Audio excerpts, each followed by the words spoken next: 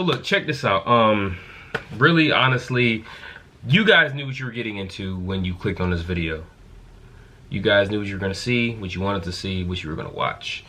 I did not know what I was getting into when I was told that I need my black cement 3s restored. And from the looks of it, these really do need restored. On camera, it does not look nearly as bad as it does in person. These midsoles are trash. The upper is, it's not terrible, but it's trashed.